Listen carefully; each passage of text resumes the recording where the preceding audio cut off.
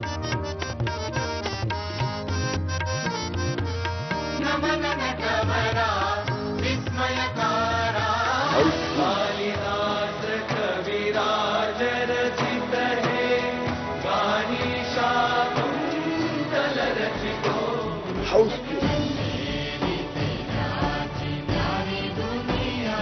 भैया हाउसफुल है।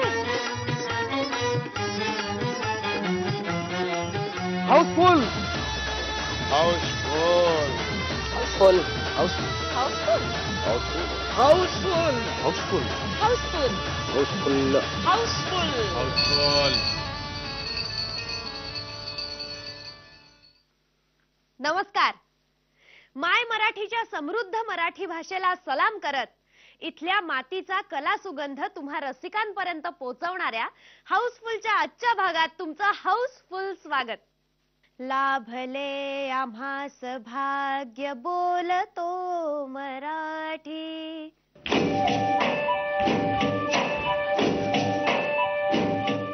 जाहलो खरेच धन्य ऐकतो मराठी.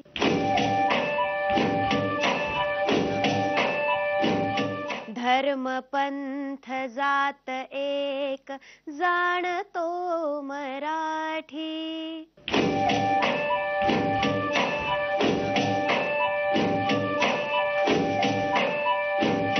कलावंतांना हक्काचं व्यासपीठ मिळवून देण्यासाठी स्थापन झालेल्या ठाणे आर्ट्स गिल्ड्स उर्फ टॅग या संस्थेनं मराठी मातीचा टिळा लावत 27 फेब्रुवारी या मराठी भाषा दिनी कविश्रेष्ठ कुसुमाग्रजांना दिलेली ही दिमागदार आदरांजली. माझ्या मराठी मातीचा लाटास टिळा माझ्या मराठी मातीचा लाटास टिळा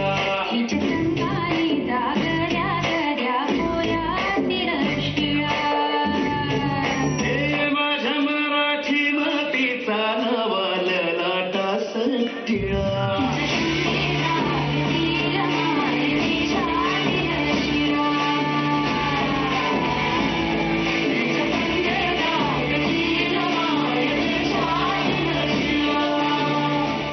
नांदीनंतर पडदा उघडला तेव्हा मी तुडुंब भरलेला होतो. हजारो रंगीबेरंगी शब्दांनी शरीरभर रोरावणाऱ्या असंख्य आविर्भावांनी, भीतींनी, आशांनी, अपेक्षांनी. आणि आता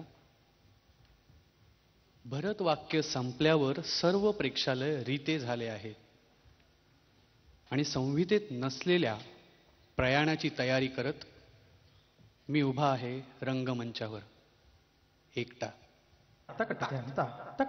बंडखोर हे असे कलंदर जनात राहुनी हे वनवासी. ईश्वर जेथे भुलतो चुकतो सावरती हे तिथे तयासी.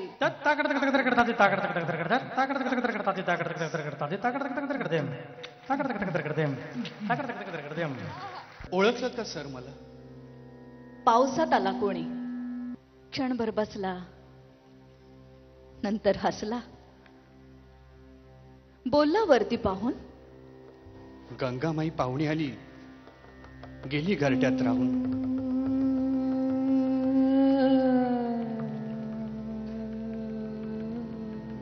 भिंत खचली, चूल विझली, होते नव्हते गेले.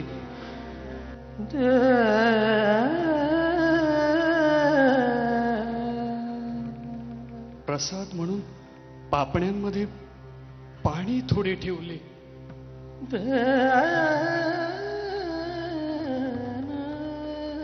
मोडून पडला संसार तरी मोडला नाही कणा. पाठीवर हात ठेवून फक्त लढ म्हणा, फक्त लढ म्हणा.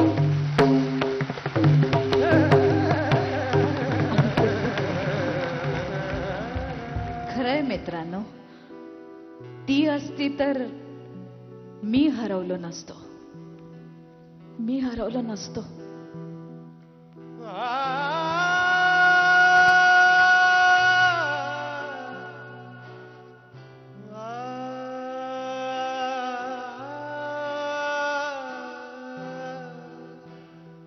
कावेरी, गेल्या 50-60 वर्षात एक गोष्ट तुला सांगायची मी विसरून गेलो. आता सांगणार आहे ती. कोणती ती? तू मला फार आवडतेस. मी खूप खूप प्रेम करतो तुझ्यावर. ईशा, या गोष्टी बोलायच्या असतात का? आणि हे काय मला माहित नव्हतं. तरी एकदा सांगावंसं वाटलं. एक विचारू का? रागवायचं नाही. विचार. मला सवती किती होत्या? अरे बापरे, आठवणीच्या मावळतीवर हे जुने जमा खर्च आता कसे लक्षात येणार? पण तुला एक सांगतो कावेरी, तुला सवत कुणीही नव्हती. होत्या त्या फक्त माझ्या मैत्रिणी होत्या. मी मैत्रीण नव्हते. तू बायको होतीस. बायको मैत्रीण असू शकत नाही? असू शकते, असतेही, पण मैत्रिणीपेक्षा आई अधिक असते. मध्यरात्र उलटल्यावर शहरातील 5 पुतळे एका चौथऱ्यावर बसले आणि टिपं गाळू लागले. ज्योतिबा म्हणाले, शेवटी मी झालो फक्त माळ्यांचा. ज्योतिबा म्हणाले, शेवटी मी झालो फक्त माळ्यांचा. शिवाजी राजे म्हणाले, मी फक्त मराठ्यांचा. आंबेडकर म्हणाले, मी तर बौद्धांचा. आंबेडकर म्हणाले, मी फक्त बौद्धांचा. टिळक उद्गारले, मी तर फक्त चित्पावन ब्राह्मणांचा. गांधींनी गळ्यातला गहिवर आवरला आणि ते म्हणले, तरी तुम्ही भाग्यवान. गांधींनी गळ्यातला गहिवर आवरला आणि ते म्हणाले, तरी तुम्ही भाग्यवान. एक एक जात जमात तरी तुमच्या पाठीशी आहे. गांधींनी गळ्यातला गहिवर आवरला आणि ते म्हणाले, तरी तुम्ही भाग्यवान. एक एक जात जमात तरी तुमच्या पाठीशी आहे. माझ्या पाठीशी मात्र फक्त सरकारी कचेऱ्यातील भिंती. माझ्या पाठीशी सरकारी कचेऱ्यातील भिंती.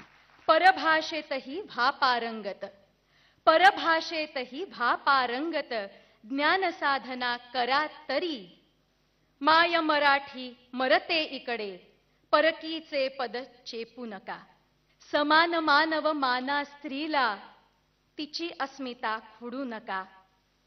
दास म्हणून पेटू नकावा, देवी म्हणून भजू नका.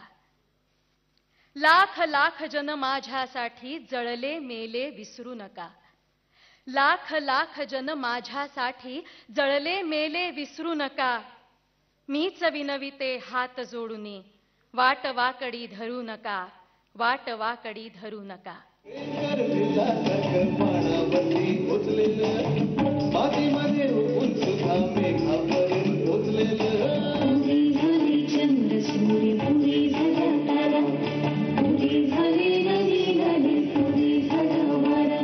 सत्तेतल्या राज्यकर्त्यांचे भ्रष्टाचार. मगध में सत्ता परिवर्तन का भय शिशुनाथ को हो सकता है, माध्यवर हिरण्यगर्भ नंद को नहीं. स्वतःच्या संरक्षणासाठी लाखो रुपये खर्च करणाऱ्या सत्ताधीशांची जनता मात्र असुरक्षित.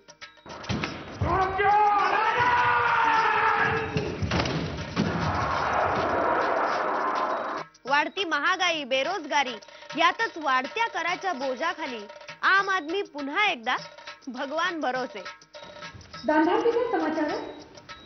गांधार में सर्वत्र क्षेम कुशल है. बस एक मृतदेह को राज्यासन पर शोभायमान करके प्रजा प्रेत नृत्य करने में मग्न. होय, हे सगळं घडतंय ते जगाला अर्थशास्त्र आणि राजकारणाचे आरंभपाठ देणाऱ्या अर्थतज्ञ चाणक्यांच्या देशात. आणि म्हणूनच पुन्हा गरज भासतीये ते इतिहासातल्या या अर्थतज्ञाला पाचारण करण्याची. गुप्तचर महाराज एक दुकान भंडार है. कुमार करने में पलायन कर गए. कैसे? कोई चाणक्य नामक ऋषि के शिष्य उन्हें सदमेश में पलायन करा गए. चाणक्य रंगभूमी ते सिल्वर स्क्रीन असा यशस्वी प्रवास करणारे मनोज जोशी गेली कित्येक वर्ष चाणक्य नावाची भारतीय धरोहर रसिकांपर्यंत पोहोचवतायत. या नाटकाने 250 प्रयोगांचा हा यशस्वी टप्पा गाठलेला आहे. हथभरियों की शिखा को अपने मलिन हस्त से स्पर्श करने का तेरा ये साहस. चांडाल! मनोज जोशी क्रिएशन सादर करीत आहे मिहिर भूता लिखित आणि मनोज जोशी दिग्दर्शित एक हिस्टॉरिकल क्लासिक चाणक्य.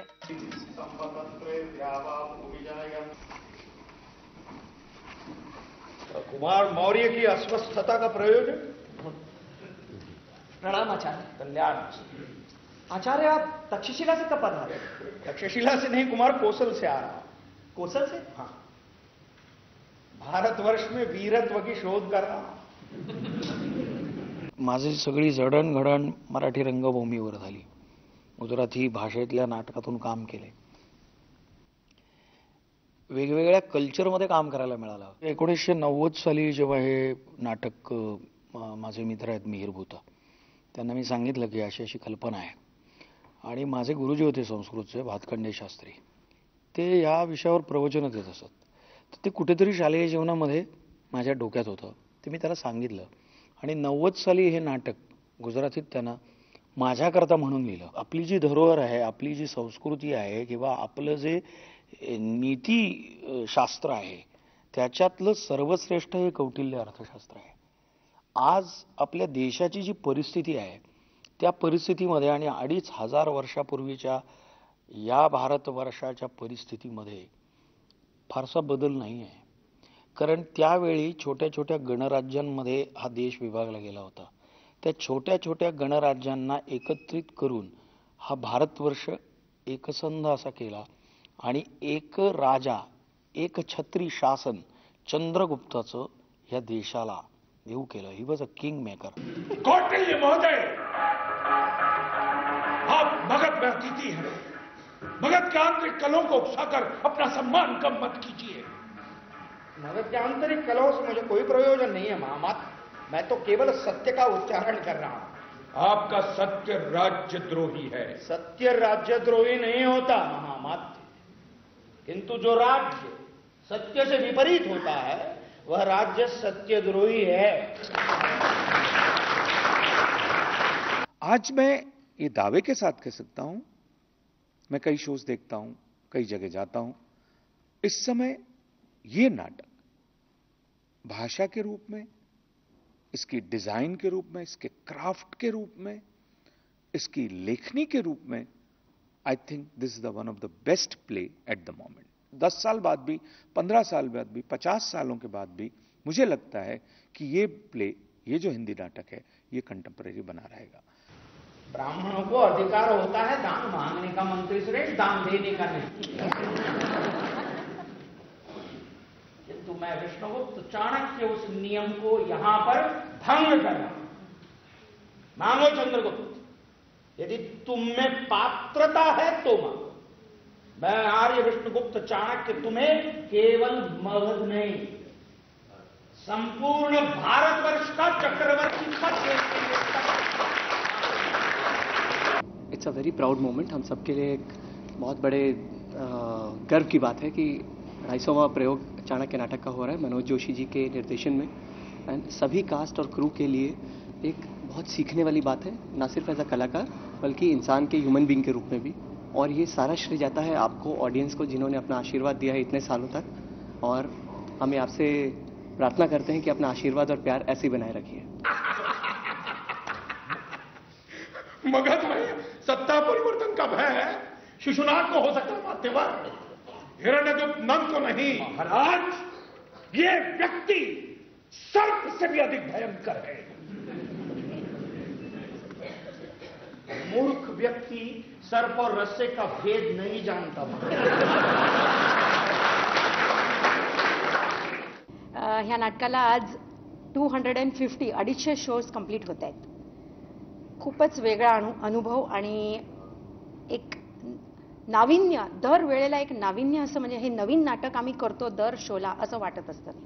4.5 वर्ष झाली आम्ही पूर्ण भारतभर फिरलोय, पण एक आनंद असा अख्ख्या टीमला आणि मला सुद्धा प्रोड्यूसर म्हणून खूपच आनंद आहे या नाटकात.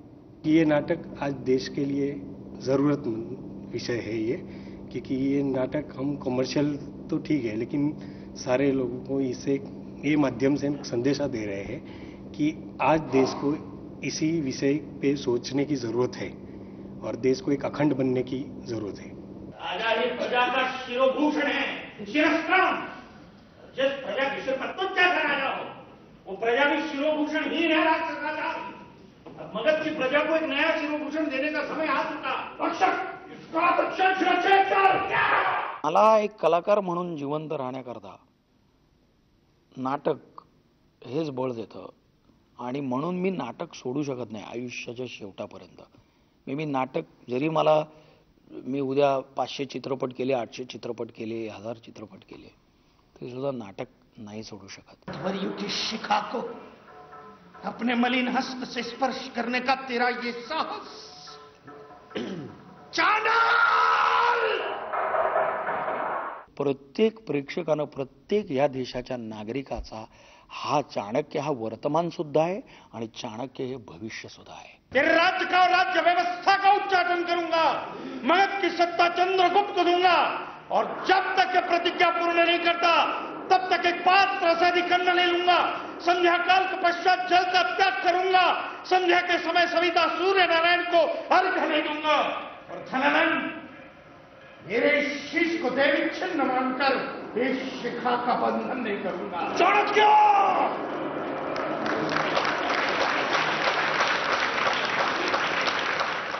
इस समय सर्वाधिक महत्व का धर्म राष्ट्र धर्म असं म्हणत ही चाणक्य नीती इतिहासाच्या पानात लुप्त होऊ न देता भावी पिढीपर्यंत पोहोचवणाऱ्या या रंगकर्मींना हाऊसफुल शुभेच्छा देऊया. डोळे पाहण्यासाठी, कान ऐकण्यासाठी आणि तोंड बोलण्यासाठी. पण जेव्हा सावित्रीच्या लेकींवरले अत्याचार उघड्या डोळ्यांनाही दिसत नाहीत आणि अन्यायाविरुद्ध तोंडच उघडत नाही,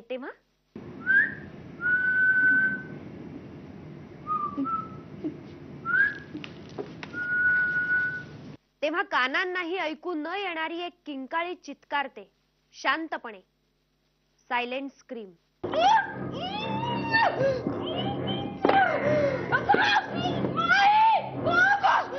ड्रीम थिएटर आणि अखिल भारतीय नाट्य परिषद पनवेल सादर करीत आहे सिद्धार्थ साळवी लिखित दिग्दर्शित सायलेंट स्क्रीम.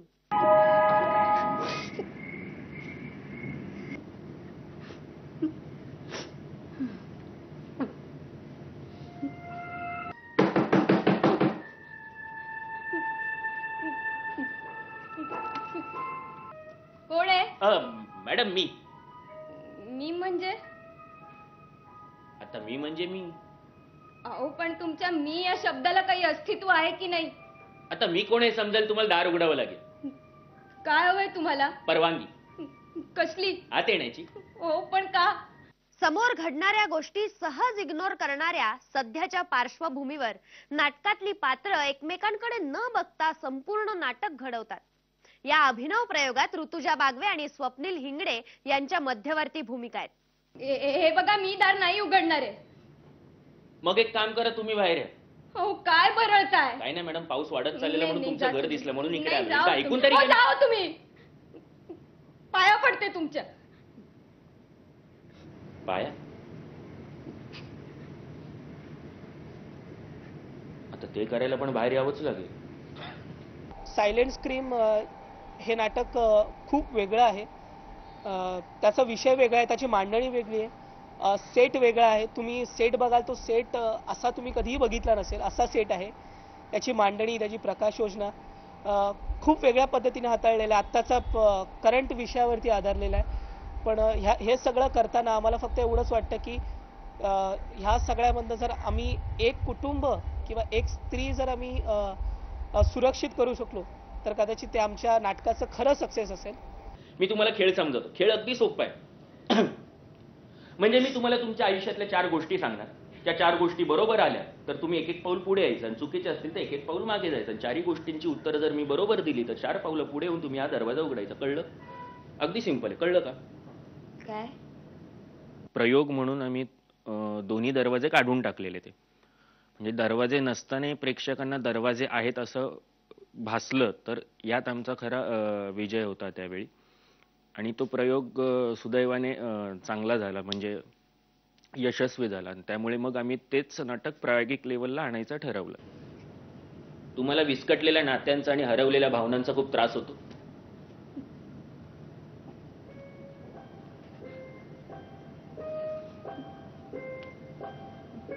एक एखाद्या मुलीबरोबर अत्याचार झाल्यानंतर तिच्या मनातला द्वंद्व ती पुढे कसं जगणार ह्याविषयी एकंदर ती मुलगी भाष्य करते आणि बोलते. बाबा झोपले होते, त्यांची नजर चुकून जायला निघणार तेवढ्यात बाबांनी हाक मारली, मुक्त हो, जरा पाय दाबते. बरं असं म्हटलं आणि बाबांच्या शेजारी जाऊन बसले. बाबा झोपले होते, मी त्यांचे पाय चेपत होते. बाबांनी अचानक हात धरला. बाबा काही हवंय का तुम्हाला? बाबा बाबा काय करताय? बाबा प्रत्येकाच्या लाईफमध्ये एक पॉझिटिव्ह बाजू असते, एक निगेटिव्ह बाजू असते. आपली निगेटिव्ह बाजू आपल्यावर नेहमीच जास्त करून हावी होत असते, तर त्यातनं आपण वाट काढत पॉझिटिव्हिटी कशी निवडावी किंवा पॉझिटिव्हिटीकडे कसं जावं हे या नाटकातनं नक्कीच घेता येईल. झाडाला फुटलेली नवीन पालवी, त्यात सरी नकोल म्हणून पडलेले झाड, नदीत स्वच्छंदीपणे मारलेली उडी, की लांबून पाहिलेलं मृगजळ, रात्रीच्या रिमझिम पावसाची एक अनोखी लय, की मध्यरात्रीनंतरचा काळा कुट्ट अंधार, आणि त्याच अंधारानंतर पहाटेचा येणारा पहिला प्रकाश.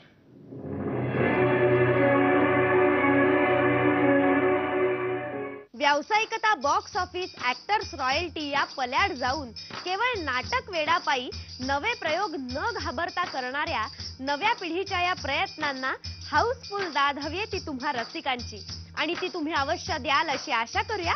आणि मराठी मातीचा टिळा लावत घेऊया निरोप. भेटूया हाऊसफुलच्या पुढच्या भागात. तोपर्यंत जय महाराष्ट्र.